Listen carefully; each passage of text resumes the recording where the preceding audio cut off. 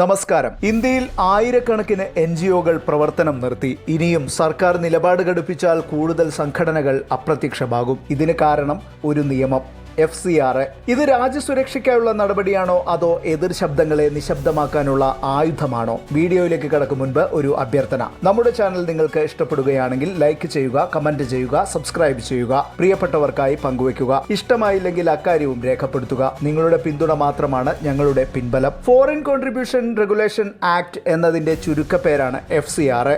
1976 ആരംഭിച്ച ഈ നിയമം 2010 പുതുക്കുകയും പിന്നീട് പല ഭേദഗതികൾ വരുത്തുകയും ചെയ്തു. വിദേശ രാജ്യങ്ങളിൽ നിന്നുള്ള പണം ഇന്ത്യയിലെ സംഘടനകൾ എങ്ങനെ ഉപയോഗിക്കുന്നു എന്ന് നിയന്ത്രിക്കുക, രാജ്യത്തിന്റെ ആഭ്യന്തര കാര്യങ്ങളിൽ വിദേശ സ്വാധീനം ഒഴിവാക്കുക എന്നിവയെല്ലാമാണ് ഈ നിയമത്തിന്റെ പ്രധാന ലക്ഷ്യം. സാധാരണയായി NGO-കൾ, ട്രസ്റ്റുകൾ, അസോസിയേഷനുകൾ എന്നിവയാണ് ഈ നിയമത്തിന് കീഴിൽ വരുന്നത്. കേന്ദ്ര സർക്കാരിന്റെ പുതിയ FCRA നിയമ ഭേദഗതി വിദേശ ഫണ്ടിംഗ് നിയന്ത്രണങ്ങൾ കർശനമാക്കുന്നതിലൂടെ പ്രത്യേകിച്ച് ക്രിസ്ത്യൻ സഭകൾ, NGO-കൾ എന്നിവയുടെ പ്രവർത്തനങ്ങളെ ബാധിക്കുമെന്നാണ് ആരോപണം. സഭകളുടെ സ്വത്തുക്കൾ സർക്കാർ കണ്ടുകെട്ടാൻ വരെ സാധ്യതയുള്ള നീക്കമാണിതെന്ന് പ്രതിപക്ഷവും വിവിധ ക്രൈസ്തവ സംഘടനകളും ആശങ്കപ്പെടുന്നുണ്ട്. നിശ്ചിത സമയപരിധിക്കുള്ളിൽ FCRA ലൈസൻസ് പുതുക്കി ലഭിക്കാതിരിക്കുകയോ റദ്ദായ ലൈസൻസ് പുനഃസ്ഥാപിക്കപ്പെടാതിരിക്കുകയോ ചെയ്താൽ സംഭാവന ഉപയോഗിച്ച് വികസിപ്പിച്ച ആസ്തികൾ കേന്ദ്ര സർക്കാരിന് സ്ഥിരമായി ഏറ്റെടുക്കാം. ഇത്തരത്തിൽ സ്ഥിരമായി ഏറ്റെടുക്കുന്ന ആസ്തികൾ കേന്ദ്ര സർക്കാരിന് വിൽക്കുകയോ സർക്കാർ വകുപ്പുകൾക്ക് കൈമാറുകയോ ചെയ്യാം. വിറ്റുകിട്ടുന്ന പണം സർക്കാരിന്റെ സഞ്ചിത നിധിയിലേക്ക് കൈമാറ്റം ചെയ്യപ്പെടും.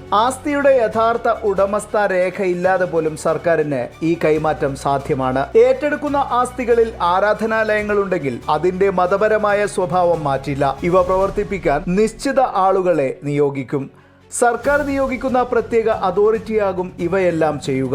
FCRA ലൈസൻസ് റദ്ദാക്കുക, സറണ്ടർ ചെയ്യുക, കാലഹരണപ്പെടുക തുടങ്ങിയ സാഹചര്യങ്ങളിൽ ആസ്തികൾ ഏറ്റെടുക്കുന്ന നടപടി നടപ്പാകും. ആദ്യം താൽക്കാലികമായാണ് ഏറ്റെടുക്കുന്നതെങ്കിലും അതോറിറ്റി നിശ്ചയിക്കുന്ന നിശ്ചിത കാലാവധിക്കുള്ളിൽ ലൈസൻസ് പുനഃസ്ഥാപിക്കപ്പെട്ടിട്ടില്ലെങ്കിൽ സർക്കാർ ഈ ആസ്തികൾ സ്ഥിരമായി ഏറ്റെടുക്കും. ഇതിന് സമയപരിധി നിയമത്തിൽ വ്യക്തമാക്കിയിട്ടില്ല. വിദേശ സംഭാവന ഭാഗികമായി ഉപയോഗിച്ച് നിർമ്മിച്ച ആസ്തിയാണെങ്കിലും സർക്കാരിന് ഏറ്റെടുക്കാം. മറ്റ് സ്രോതസ്സുകളിൽ നിന്നുള്ള ഫണ്ട് ഉപയോഗിച്ചിട്ടുണ്ടെങ്കിൽ വേർതിരിക്കാവുന്ന ആസ്തികളാണെങ്കിൽ അവ സ്ഥാപനത്തിന് ക്ലെയിം ചെയ്യാം. ആവശ്യമെങ്കിൽ സ്ഥാപനത്തിന്റെ പ്രവർത്തനം താൽക്കാലികമായി ഏറ്റെടുത്തു നടത്താനും അതോറിറ്റിക്ക് അധികാരമുണ്ട്. നിശ്ചിത സമയപരിധിക്കുള്ളിൽ ലൈസൻസ് തിരികെ ലഭിച്ചാൽ ആസ്തികൾ തിരികെ കൈമാറും. അതോറിറ്റിക്ക് സിവിൽ കോടതിയുടെ അധികാരങ്ങളാണ് ഉണ്ടാവുക.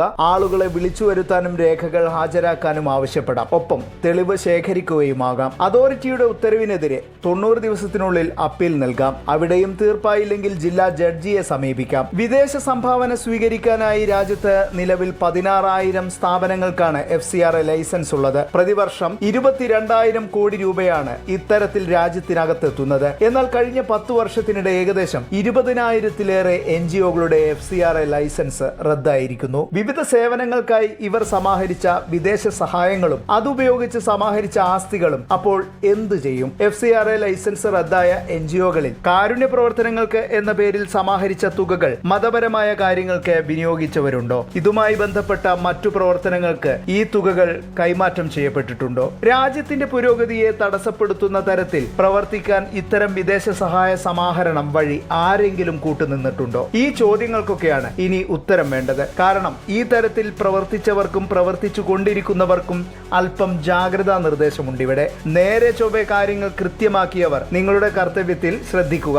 നമ്മുടെ രാജ്യത്ത് നമ്മൾ സുരക്ഷിതരാണെന്ന് തന്നെ വിശ്വസിക്കുക. കാരണം വിദേശ പണം ഉപയോഗിച്ച് രാജ്യത്തെ രാഷ്ട്രീയവും സാമൂഹികവുമായ സ്വാധീനം ഉറപ്പാക്കാൻ വിദേശ ശക്തികൾ ശ്രമം തുടരുന്നുണ്ട്. സാമ്പത്തിക സുതാര്യതയ്ക്ക് ആവശ്യമായാണ് FCRA നിയമം ഭേദഗതി ചെയ്തിരിക്കുന്നത്. വിദേശത്ത് നിന്നും വരുന്ന പണം എങ്ങനെ ഉപയോഗിച്ചുവെന്ന് വ്യക്തമായി രേഖപ്പെടുത്തണം. നിയമവിരുദ്ധ പ്രവർത്തനങ്ങൾ തടയാൻ ഇത് അനിവാര്യവുമാണ്. ചില സംഘടനകൾ വിദേശ ഫണ്ടുകൾ തെറ്റായി ഉപയോഗിച്ച സംഭവങ്ങൾ മുൻപ് റിപ്പോർട്ട് ചെയ്തിട്ടുണ്ട്. ഇത് നിയന്ത്രിക്കാൻ നിയമം അനിവാര്യമാണ്. ഒരു രാജ്യത്തിന്റെ സ്വാതന്ത്ര്യമാണത്. വിദേശ സ്വാധീനമില്ലാതെ ആഭ്യന്തര തീരുമാനങ്ങൾ എടുക്കാൻ രാജ്യത്തിന് അവകാശമുണ്ട്. അത് നടപ്പാക്കുക തന്നെ വേണം. FCRA നിയമം പൂർണ്ണമായും തെറ്റാണോ അല്ലെങ്കിൽ ശരിയാണോ എന്ന ചോദ്യം പ്രസക്തമാണ്.